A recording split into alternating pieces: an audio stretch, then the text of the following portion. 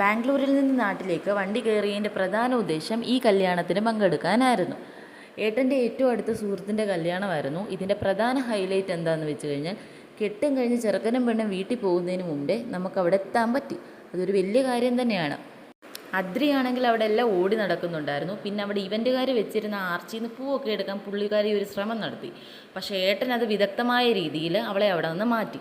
പിന്നെ സദ്യ എത്തിയപ്പോഴത്തേക്കിനും നമ്മൾ അതിൽ നിന്ന് ഓരോ കറി എടുത്ത് അദ്രിക്ക് ടേസ്റ്റ് ചെയ്യാനായിട്ട് കൊടുക്കുന്നുണ്ടായിരുന്നു. പക്ഷെ അവിടെ മുഖത്തെ എക്സ്പ്രഷൻ കാണുമ്പം എന്തോ വൃത്തികെട്ട സാധനം അവളുടെ വായിൽ നമ്മൾ കുത്തിക്കയറ്റുന്ന പോലെയുള്ളൊരു ഫീലായിരുന്നു നമുക്ക് കിട്ടുന്നത്. ഈ കാണുന്ന നിങ്ങൾക്കും അതേ ഫീലായിരിക്കും കിട്ടുന്നത്.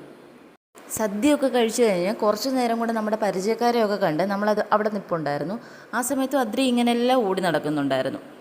പിന്നെ അതിനുശേഷം കുറേ കൂടെ സമയം കഴിഞ്ഞിട്ടാണ് നമ്മൾ വീട്ടിലേക്ക് തിരിച്ചു പോരുന്നത്. പിന്നെ നമ്മുടെ ഈ വീഡിയോസൊക്കെ കാണുന്നവർ ഇതൊന്ന് ലൈക്ക് ചെയ്ത് സപ്പോർട്ട് ചെയ്യണേ. പിന്നെ അതിൻ്റെ കൂടെ തന്നെ നമ്മുടെ ചാനൽ ഒന്ന് സബ്സ്ക്രൈബ് ചെയ്യണം. നിങ്ങൾക്ക് എന്തെങ്കിലും സജഷൻസൊക്കെ എന്നോട് പറയാനുണ്ടെങ്കിൽ കമൻറ്റ് ബോക്സിൽ ഡ്രോപ്പ് ചെയ്താൽ മതി. And okay, by.